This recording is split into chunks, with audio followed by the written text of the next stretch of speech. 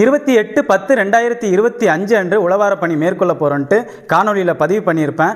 இன்றைய தினம், அதாவது என்னுடைய அகவை தினம் அதுவுமா, இன்றைக்கு நாங்கள் இந்த இடத்த உழவார பணி மேற்கொள்கிறதுக்காக வந்துட்டோம். இன்றைக்கி நாங்கள் மட்டும் இல்லை, எங்களோட சேர்ந்து வந்து பார்த்திங்கன்னா திருச்சியிலேருந்து சகோதரர், உங்கள் பேர் கார்த்திக், திருச்சியிலேருந்து சகோதரர் கார்த்திக் வந்து பார்த்திங்கன்னா இங்கே வந்திருக்காங்க. ரொம்ப குறுகிய காலத்தில் இந்த பணியை மேற்கொள்கிறதுனால பலராலையும் வர முடியலை.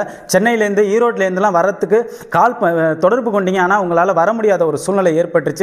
அடுத்த முறை நாங்கள் இப்போ வந்து பார்த்தீங்கன்னா இங்கே இருக்கிற விக்கிரகங்களை தான் நாங்கள் சுத்தம் பண்ண போகிறோம். என்ன காரணம்னா, மழைக்காலங்களில் இந்த விக்கிரகங்கள் எல்லாமே ரொம்பவும் பூஞ்சை பிடிச்சி போய் இருக்கிறது தான் ரொம்ப வேதனையாக இருந்தது. அதனால தான் குறுகிய காலத்தில் இந்த உழவார பணியை நாங்கள் மேற்கொள்கிறதுக்காக நாங்கள் வந்துட்டோம். எங்களோட சகோதரரும் இணைந்து, அதுவும் தம்பதியினரோட அவங்க குடும்பத்தோடு இணைந்து இங்கே நாங்கள் உழவார பணி மேற்கொள்கிறதுல இறைவன் எங்களுக்கு கொடுத்த மிகப்பெரிய ஒரு பாக்கியமாக தான் நாங்கள் கருதுகிறோம். நாங்கள் இந்த உழவார பணியை மேற்கொள்ள போகிறோம்.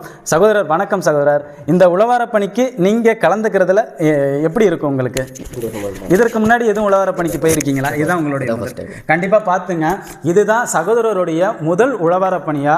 இந்த கோயிலை சுற்றி வந்து பார்த்தீங்கன்னா எண்ணற்ற நீர்நிலைகளை அமைச்சிருக்கிறாங்க. அது மட்டும் இல்லாமல் இந்த கோயிலுடைய பெயரே வந்து பார்த்தீங்கன்னா கங்கை கொண்ட சௌந்தரேஸ்வரர் கோயில்னா குறிப்பிட்டிருக்காங்க. அப்போனா அது எப்பேற்பட்ட ஒரு கோயிலாக இருந்திருக்கும்.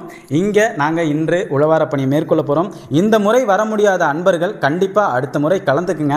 சகோதரர், இந்த உழவார பணியை நம்ம மேற்கொள்வோம். அதுவும் இந்த தெய்வத்தோடு நாங்கள் பண்ணுறது தான். தெய்வம் வந்து குழந்தை ரூபத்தில் தான் வரும்னு சொல்லுவாங்க. கண்டிப்பாக இந்த குழந்தையை பார்த்தது நாங்கள் தெய்வமாக தான் நாங்கள் கருதுகிறோம். தெய்வத்தோடு சேர்ந்து தான் இந்த உழவார பணியை மேற்கொள்ள போகிறோம். கண்டிப்பாக இந்த உழவார பணியை மிக சிறப்பாக முடிச்சுட்டு நாங்கள் காணொலியில் பதிவு பண்ணுறோம். ஐயா ஐயா ஐயா ஐயா தான் வந்து பார்த்திங்கன்னா இந்த கோயிலில் முழுக்க இருந்துகிட்ருக்காங்க.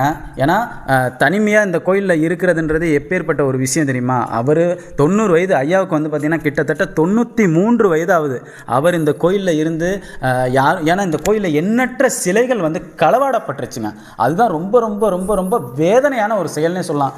63 நாயன்மார்கள் சிற்பத்தில் வெறும் 20 சிற்பம் கூட கிடையாதுங்க. அப்படிப்பட்ட இந்த கோயிலை ஒரு 93 வயதுலேயும் இந்த கோயிலை பாதுகாக்கிறதுக்காக இந்த கோயில் இருக்காங்க. கண்டிப்பா இந்த கோயிலை நல்ல முறையில் மீட்கப்பட்டு கும்பாபிஷேகம் நடந்துருச்சுன்னா நமக்கு கிடைச்ச பெரும்பாக்கியம், இந்த ஊருக்கே கிடைச்ச பெரும்பாக்கியம். கண்டிப்பாக இந்த கோயிலை கும்பாபிஷேகம் பண்ணுறதுக்கான அனைத்து முயற்சிகளையும் நாங்களும் மேற்கொள்கிறோம். இந்த காணொலியை பார்க்குற நீங்களும் பலருக்கும் பகிர்ந்து எல்லோருக்கும் தெரியப்படுத்துங்க. எல்லோருக்கும் இது போன்ற ஆலயங்கள் இருக்கிறது தெரிஞ்சாலே மக்கள் வரத்து அதிகமாகும். மக்கள் வரத்து அதிகமானாலே இந்த கோயில்கள்லாம் நல்ல முறையில் பயன்பாட்டுக்கு வந்துடும். நன்றி. இது போல எல்லா கோயில்களும் பயன்பாட்டுக்கு வந்து அழியும் தருவாயிலிருந்து மீட்கப்படணுன்ற ஒரே ஒரு நோக்கத்துக்காக தான் இந்த காணொலியை பதிவு பண்ணுறோம். நல்லதே நடக்கும். நன்றி. வாழ்க தமிழி.